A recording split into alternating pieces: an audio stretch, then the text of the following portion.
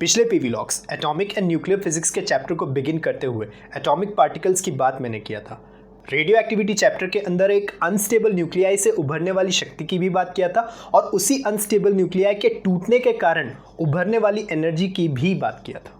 अब इसी अध्याय में अगला पड़ाव है दो अनस्टेबल न्यूक्लियाई के जुड़ने के कारण एनर्जी पैदा होना, जिसे मैं आज आपके सामने इस पीवी लॉग पे पेश करना चाहता हूँ, न्यूक्लियर फ्यूजन। मेरा नाम है राहुल रगारे और आप देख रहे हैं प्रेजेंटेशन वीडियो लॉग, जिसमें आज बेसिक फिजिक्स का chapter number 12 atomic and nuclear physics का आगे का हिस्सा न्यूक्लियर फ्यूजन आपके सामने पेश करना चाहता हूँ।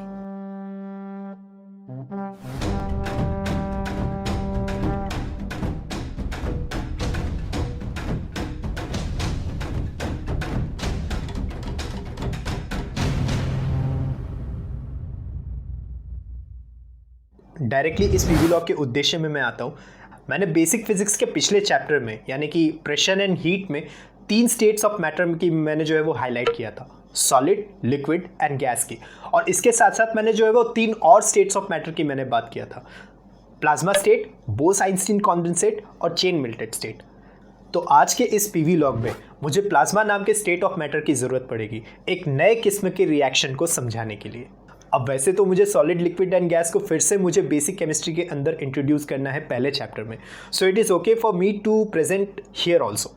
ये जाहिर सी बात है कि सॉलिड स्टेट को अगर मान लीजिए ज़्यादा हीटअप करते तो लिक्विड स्टेट बनता है, लिक्विड स्टेट को ज़्यादा हीटअप करते तो गैस स्टेट बनता है, और there is a catch for again state of matter change. Gas state को अगर मान लीजिए ज़्यादा हीटअप करते तो प्लाज्मा स्टेट बनता है।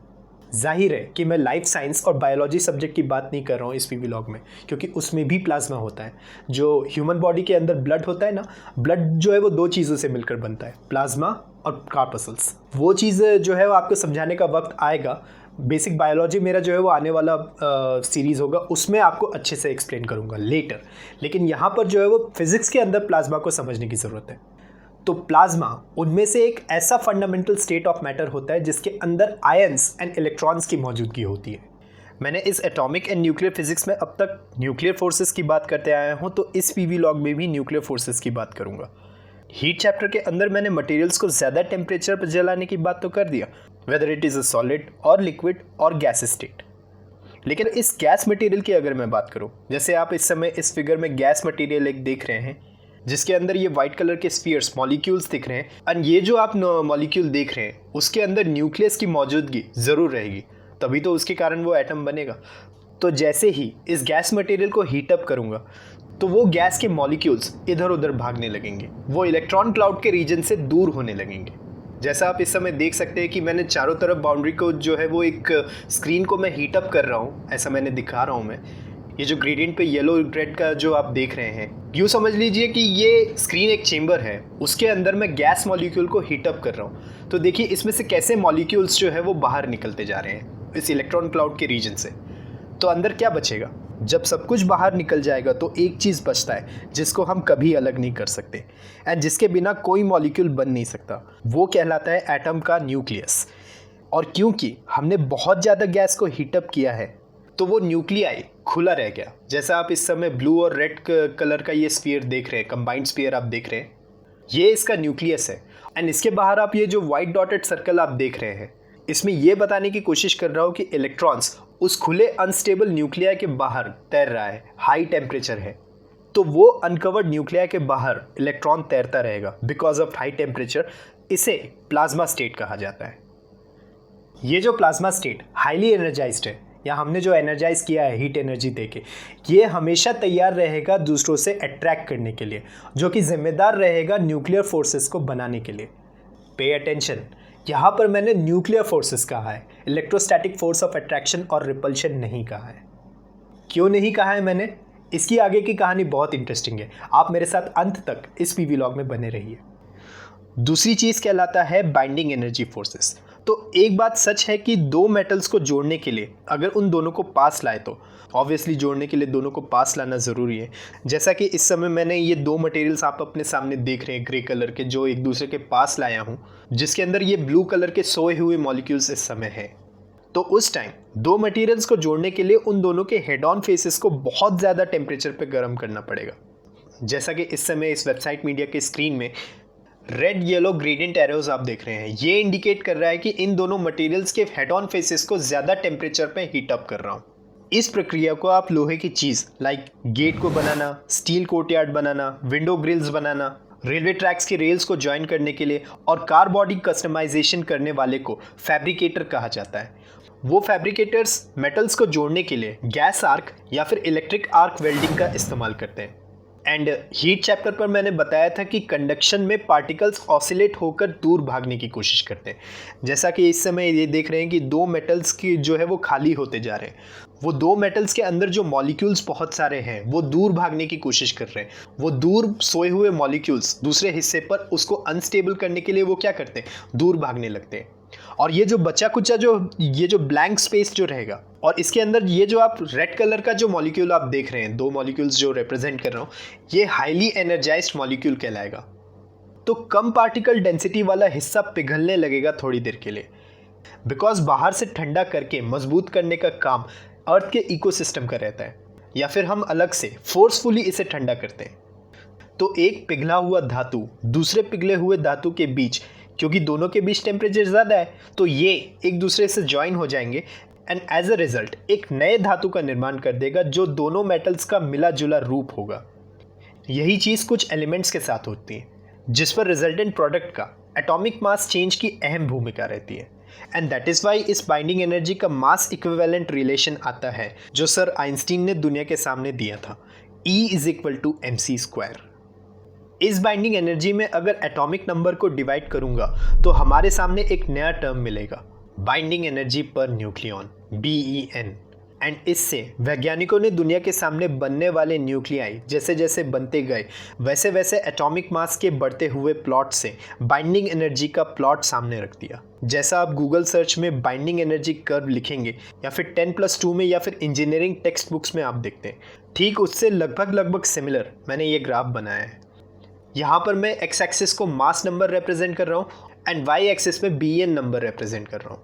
सबसे पहली चीज़ तो इस प्लॉट के अंदर नोटिस करें तो ये चीज़ आयरन न्यूक्लियाई तक इसका पीक गया है, बाद में ये पीक जो है वो कम होते जा रहा है।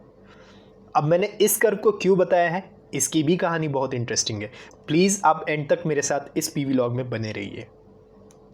मैंने प्लाज्मा स्टेट के बारे में बताया, बाइंडिंग एनर्जी के बारे में बताया, और इस चैप्टर के अंदर पिछले जितने भी PV लॉग्स हैं, रेडियो एक्टिविटी, न्यूक्लियर फिजन और एटॉमिक पार्टिकल थ्योरी, इन सब को कंबाइन करके एक नए किस्म का रिएक्शन जनरेट होता है जिसे मैं अब आपके सामने प्रस्तुत करना चाहता हूँ। तो दो या दो से ज़्यादा हल्के न्यूक्लियाई तेज़ी से एफर्ट लगाकर या फिर एनर्जाइज करके एक दूसरे के पास लाए तो ये जुड़ने के बाद यूनाइट होकर सिंगल न्यूक्लियाई बनाएगा एंड इसके साथ साथ एक huge amount of energy release होगी।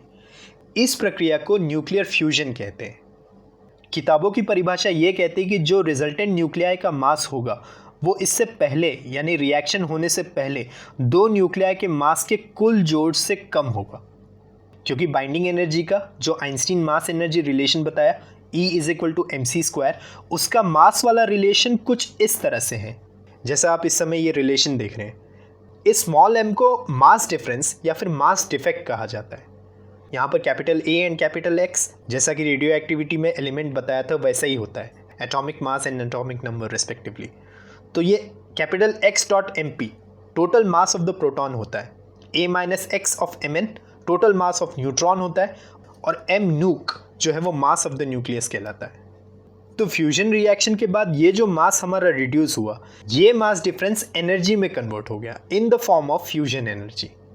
एनर्जी कितनी निकली इसके स्पेसिफिकेशन की बात करूँ तो इसमें 24.6 मेगा इलेक्ट्रॉन वोल्ट एनर्जी निकलती है, जो एक फिजन रिएक्शन से निकलने वाली एनर्जी से बहुत कम है। ये कम एनर्जी निकल रही है, इसका मतलब ये बिल्कुल नहीं है कि ये कमज़ोर होती है फिजन रिएक्शन से, नहीं। भले ही ये शॉर्ट ड्यूरेशन की एनर्जी निकलती है पर बहुत ताकतवर होती है। इतनी ताकतवर रहेगी कि 8 से 15 किलोमीटर ब्लास्ट रेडियस के अंदर आने वाली सारी चीज़ें, कोई भी चीज़ रहेगी, चाहे वो इमारत हो चाहे वो कोई भी लोग हो, वो सब कुछ जलाकर भस्म कर देगी। आई नो जो भी मैंने अब तक कहा आपके मन में एटॉमिक बॉम्ब से ज़्यादा हाइड्रोजन बॉम्ब का ख्याल आ रहा होगा। आता हूँ इस टॉपिक में, लेकिन सबसे पहले मुझे ये समझाना ज़रूरी है कि इसकी प्रक्रिया कैसी हो रही है। सबसे पहले तो इसका थर्मोन्यूक्लियर रिएक्शन आपको समझाना ज़रूरी है, जैसा इस समय इस वेबसाइट मीडिया के स्क्रीन में देख रहे हैं।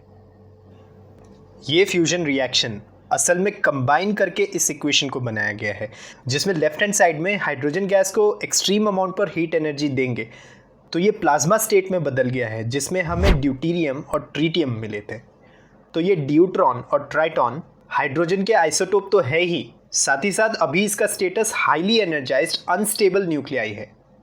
तो ये हाईली एनर्जाइज्ड अनस्टेबल न्यूक्लियाई के जुड़ने के कारण जो रिएक्शन राइट हैंड साइड में देख रहे हैं, हीलियम न्यूक्लियाई निकल रहा है जो हाईली एनर्जेटिक है, उसके साथ साथ कुछ रेडियो एक्टिव किरणें भी निकलेगी और इलेक्ट्रॉन एंटी पार्टिकल भी निकलेगा, और इसके साथ साथ 24.6 मेगा इलेक्ट्रॉन वोल्ट की ह्यूज अमाउंट ऑफ एनर्जी निकल रही है। भले ही ये शॉर्ट ड्यूरेशन की है, मगर स्टिल ये बहुत ताकतवर है। इस न्यूक्लियर फ्यूजन का थर्मोन्यूक्लियर रिएक्शन जो मैंने बताया, अगर उसका पिक्चोरियल रिप्रेजेंटेशन आपको बताऊं तो कुछ इस तरह से होता है, जैसा आप इस समय इस वेबसाइट मीडिया के स्क्रीन में देख रहे हैं। वही प्रोटॉन और न्यूट्रॉन के ब्लू और रेड स्फीयर्स जो मैंने अब तक एटॉमिक एंड न्यूक्लियर फिजिक्स में अब तक बताते आ रहा हूँ, तो वैसे ही स्फीयर्स का फिगर इस वेबसाइट मीडिया के स्क्रीन में देख रहे हैं। मुझे अभी इसी फिगर की ज़रूरत है, तो अभी इसी पिक्चर से ही आगे की कहानी बताता हूँ। अब आपको परिभाषा के तौर पर न्यूक्लियर फ्यूजन की जानकारी तो मिल गई, लेकिन ये प्रक्रिया शुरू कैसी होती होगी? इसका जवाब इस पीवी लॉग को शुरू में दो चीज़ें मैंने बताई थी, प्लाज्मा स्टेट और बाइंडिंग एनर्जी। पहला तो होता है प्लाज्मा स्टेट। तो प्लाज्मा स्टेट को बताते हुए मैंने अनकवर्ड न्यूक्लियाई और उसके बाहर इलेक्ट्रॉन तैरता हुआ बताया था। मान लो अगर ये न्यूक्लियाई एनर्जेटिक नहीं होता एंड आप किसी दूसरे न्यूक्लियाई पर जोड़ना चाहेंगे, तो जाहिर है कि वो दोनों एक दूसरे से भागने की कोशिश करेंगे due to electrostatic force of attraction. Like charges repel each other and unlike charges attract each other. तो ऐसे में न्यूक्लियर फोर्सेस ही एकमात्र तरीका है दो अनस्टेबल न्यूक्लियाई को ज्वाइन करने के लिए। तो एक अनकवर्ड न्यूक्लियाई जो हाईली एनर्जाइज्ड है, जब वो दूसरे हाईली एनर्जाइज्ड अनकवर्ड न्यूक्लियाई के पास आएगा तो ये दोनों ज्वाइन हो जाएंगे because of the nuclear binding energy, and वहाँ पर इलेक्ट्रोस्टैटिक फोर्स कमज़ोर हो जाएगा। एंड ये दोनों के ज्वाइन होने से न्यूक्लियर फ्यूजन रिएक्शन होता है और एंड रिजल्ट हमको मिलता है। मगर एनर्जी कैसे जनरेट हुई? इसका जवाब है दूसरा टर्म, बाइंडिंग एनर्जी कर्व, जिसे आज के इस पीवी लॉग के शुरू होते ही प्लाज्मा स्टेट के बाद मैंने बताया था। मैं चाहता हूँ कि फिर से आप इस बाइंडिंग एनर्जी कर्व को गौर से देखें। फ्यूजन रिएक्शन से जनरेट होने वाले प्रोडक्ट ड्यूटेरियम से कर्व आया। फर्दर इस तरह के न्यूक्लियर रिएक्शन हुआ तो ट्रीटियम बना। फिर इसमें इस पीले कर्व का एक पीक बना जो हीलियम तक जा रहा था, हीलियम आइसोटोप तक जा रहा था। फिर फर्दर फ्यूजन रिएक्शन हुए तो लिथियम न्यूक्लियाई का एक प्रोडक्ट आया, उसके कारण नीचे कर्व आ रहा था। फिर लिथियम आइसोटोप से गौर से देखें तो ये अनस्टेबल कार्बन न्यूक्लियाई तक पीक गया। फिर वापस से देखिए तो नाइट्रोजन के लिए वो कर्व नीचे आ रहा है। फिर ऑक्सीजन आइसोटोप के लिए जो है वो ऊपर गया, एंड फर्दर ऐसे ऐसे करके गिरते उठते आयरन न्यूक्लियाई तक ये कर्व जाता है। फिर आयरन आइसोटोप के पीक तक पहुंचने के बाद प्रोडक्ट का मास जैसे ही बढ़ता जाता है, बाइंडिंग एनर्जी कर्व कहीं दूर जाकर नीचे गिरता है। तो आयरन न्यूक्लियाई के बाद बाइंडिंग एनर्जी कर्व नीचे गिरना ये इशारा करता है कि आयरन न्यूक्लियाई तक ही फ्यूजन रिएक्शन होंगे एंड वो आयरन आइसोटोप के पहुंचने तक स्टेबल हो जाएंगे। जैसा कि आप ये पिंक कलर के कॉलम के लेफ्ट हैंड साइड में आप देख रहे हैं जो येलो शेडेड पोर्शन है, इट मीन्स आयरन न्यूक्लियाई से पहले फ्यूजन रिएक्शंस होंगे एंड आयरन के बाद, यानी कि ये पिंक कॉलम के बाद ये जो डार्क येलो कलर का जो पोर्शन आप देख रहे हैं शेडेड पोर्शन, इसके बाद जो अनस्टेबल न्यूक्लियाई के प्रोडक्ट बनेंगे वो फिजन रिएक्शन से होंगे, जैसा अब तक इस चैप्टर के पिछले हिस्से में एक्सप्लेन कर चुका हूँ। तो ये जो पिंक कॉलम के लेफ्ट हैंड साइड में जो पोर्शन है, वो सारे एलिमेंट्स अभी अनस्टेबल स्टेटस पर है। वो स्टेबिलिटी पर आने के लिए या फिर उसका पीछा करने के लिए nuclear radiation in the form of nuclear forces and huge amount of energy emit करते रहेंगे अप टू आयरन न्यूक्लियाई तक। तो इसका मतलब मैं ये कह सकता हूँ कि न्यूक्लियर फ्यूजन से जो एनर्जी रिलीज हो रही है वो एक्सोथर्मिक है, यानी कि फर्दर हमने हीट करके जो रिएक्शन दे दिया, इतने तक पहुँचने के बाद वो खुद ही हीट जनरेट कर रही है। मेरे ख्याल से तो यही लगता है। आपको क्या लगता है? मुझे इस वीडियो के कमेंट बॉक्स पर कमेंट करके अपनी राय ज़रूर सूचित करें। Still there is a question, हम हाइड्रोजन बॉम्ब या फिर थर्मोन्यूक्लियर बॉम्ब की प्रक्रिया को शुरू करने के लिए एंड हाइड्रोजन आइसोटोप को एनर्जाइज करने के लिए इतना ज़्यादा अमाउंट ऑफ टेम्परेचर कहाँ से लाए? क्योंकि दो अनस्टेबल न्यूक्लियाई को टकराने के लिए what we learn about the thermonuclear fusion, हमें बहुत ज़्यादा टेम्परेचर की आवश्यकता होगी, लगभग 10 करोड़ केल्विन। और इतना ज़्यादा टेम्परेचर हम अर्थ के इकोसिस्टम से जनरेट नहीं करवा सकते जिससे हमारा न्यूक्लियर रिएक्शन, न्यूक्लियर फ्यूजन शुरू हो पाए। तो इस टेम्परेचर या हीट एनर्जी को अचीव करने के लिए दो तरीके हैं, या तो सूरज की रोशनी से या तो uncontrolled chain reaction of nuclear fusion से। जैसा मैंने पिछले पीवीलॉग atomic and nuclear physics part 2 के अंदर reproduction factor K is greater than 1 मैंने बताया था। दैट मीन्स हमें थर्मोन्यूक्लियर फ्यूजन बॉम्ब यानी कि हाइड्रोजन बॉम्ब के अंदर फ्यूजन रिएक्शन को स्टार्ट करने के लिए फिजन बॉम्ब की ज़रूरत होगी। So atomic bomb used as a primer for fusion bomb. लेकिन एटॉम बॉम्ब में फिशन रिएक्शन की प्रक्रिया को शुरू करने के लिए भी कुछ ना कुछ चाहिए होगा ना, तो उसके आगे केमिकल बॉम्ब को यूज़ किया जाता है। जैसे कि आप इस समय ये स्पेसिमेन कॉलम को देख रहे हैं जो मैंने बनाया है। ये जो रेड सर्कल डॉट में है, ये जो ऊपर वाला जो पूरा का पूरा आप देख रहे हैं, ये चीज़ हाइड्रोजन बॉम्ब का प्राइमर कहलाता है, यानी कि फ्यूजन बॉम्ब। फ्यूजन रिएक्टर के बाहर केमिकल बॉम्ब का इंग्रेडिएंट लगा हुआ है जो फर्दर उसे हाईली टेम्परेचर पर इग्नाइट करेगा। तो जैसे ही एटम बॉम्ब स्टार्ट होगा, ये जो येलो कलर से आप ये जो स्टार तरीके का सर्कल आप देख रहे हैं, इससे केमिकल बॉम्ब जो है वो इग्नाइट होगा। Uncontrol chain reaction of nuclear fission के कारण बेहिसाबी एनर्जी अचीव हो जाएगी एंड उससे थर्मोन्यूक्लियर बॉम्ब असेंबली का बॉम्ब शेल में मिरर शील्ड इंस्टॉल्ड रहता है। जैसा कि आप ये इसमें देख रहे हैं, फिजन रिएक्शन से निकलने वाली रेडिएशन बाहर बॉम्ब शेल से जाने की बजाय डायरेक्टली फ्यूजन बॉम्ब के असेंबली में जाएगी और फ्यूजन रिएक्शन शुरू हो जाएगा। तो ये हाईली एनर्जाइज चीज़ अर्थ की सतह से टकराने के बाद डेटोनेट हो जाएगी, डेटोनेट ऑन इम्पैक्ट, और इसके कारण 8 से 15 किलोमीटर के रेडियस तक बहुत ज़्यादा एनर्जी जो है वो निकलेगी। इस रेडियस के अंदर आने वाली सभी चीज़, जीव जंतु से लेकर बड़ी बड़ी इमारतों तक, सब चीज़ तबाह कर देगी। हालांकि हाइड्रोजन बॉम्ब का आज तक लड़ाई में इस्तेमाल नहीं हुआ है, बट आप क्लियरली समझ सकते हैं कि ये चीज़ कितनी खतरनाक है। भले ही ये दोनों न्यूक्लियर वेपन कहलाते हैं, atom bomb and nuclear bomb, but this thermonuclear bomb that is hydrogen bomb is more powerful than that of atomic bomb. Atom bomb को भी कम खतरनाक नहीं समझना चाहिए, बिकॉज वो भी 2.5 से 3.5 किलोमीटर के रेडियस के अंदर आने वाली हर चीज़ तबाह कर देगी। तो आप अनुमान लगा सकते हैं कि कैसे दूसरे विश्व युद्ध में एक फिजन एटॉमिक बॉम्ब ने 2 शहरों को भारी नुकसान पहुंचाया था। कई सारी इनसाइड स्टोरी आपको इस वेबसाइट मीडिया के अंदर मिल जाएगी, जिसे मैं बताना नहीं चाहता हूँ। मेरा पर्पस था न्यूक्लियर फ्यूजन को एक्सप्लेन करना। ऐसा ही न्यूक्लियर फ्यूजन एनर्जी आकाशगंगा यानी यूनिवर्स में सूरज और टूटते हुए सितारों से उत्पन्न होता है, what we call the stellar energy. मैं चाहता हूँ कि सिर्फ कॉम्पिटिटिव एग्जाम पर्पस के लिए अभी इतनी ही चीज़ याद रखिए, इसकी डिटेल जानने की आवश्यकता नहीं है स्टैटिक जनरल नॉलेज सिलेबस के हिसाब से। अगर आप इस विषय पर एक स्पेशल पीवीलॉग चाहते हैं तो मुझे इस वीडियो के कमेंट बॉक्स पर कमेंट करके अपने आंसर सबमिट करके सूचित कर सकते हैं। मैं डेफिनेटली आरएनए करके इस पर पीवीलॉग आपके सामने प्रेजेंट करूंगा। लेकिन एक आम आदमी के इंटेलेक्ट के हिसाब से अब तक मैंने इस पीवीलॉग में जितनी भी बातें बताई हैं उतनी बातें काफ़ी हैं। तो ये रहा इस तीसरे हिस्से को जोड़कर chapter 12 atomic and nuclear physics and radio activity को जोड़कर 4 हिस्सों में इस एटॉमिक एंड न्यूक्लियर फिजिक्स की संक्षिप्त में कहानी। मैंने इससे पहले के हिस्से में कहा था कि न्यूक्लियर फ्यूजन की कहानी छोटी सी है, बट वापस से मैंने जब बुक्स खोल कर देखा तो कई सारी ऐसी चीज़ें थीं जिसे एक कॉमन इंसान को एक्सप्लेन करना ज़रूरी है, और आधी अधूरी इन्फॉर्मेशन मैं यहाँ पर छोड़ नहीं सकता। तो हियर इट इज़। हर इंसान को कभी भी गया गुजरा समझना नहीं चाहिए। उसके पास, उसके अंदर एक अपार शक्ति होती है जो कि यूनिक होती है। उसे मैच करवाने के लिए एक बहुत बड़ी दिव्य शक्ति इंसान के अंदर होती है, उसकी आत्मा के अंदर होती है, जिससे वो इंसान सामने वाले के लिए स्पेशल बन जाता है। बस उसे थोड़ा सा एफर्ट लगाने की ज़रूरत होती है। आज के लिए मेरी तरफ से इतना ही। मुझे उम्मीद है कि आपको ये वीडियो पसंद आया होगा। अगर पसंद आया तो प्लीज़ इस वीडियो को लाइक कीजिए, शेयर कीजिए, और अगर आपको इस तरह के जनरल नॉलेज के वीडियोस अच्छे लगते हैं तो प्लीज़ मेरे इस चैनल को सब्सक्राइब कीजिए। और हाँ, सोशल नेटवर्किंग वेबसाइट्स आपके लिए है, जिम्मेदारी से इसका इस्तेमाल कीजिए, खुशियाँ फैलाइए, अफवाह नहीं। This was Rahul Rangare. Thank you very much for watching this video. Have a nice day.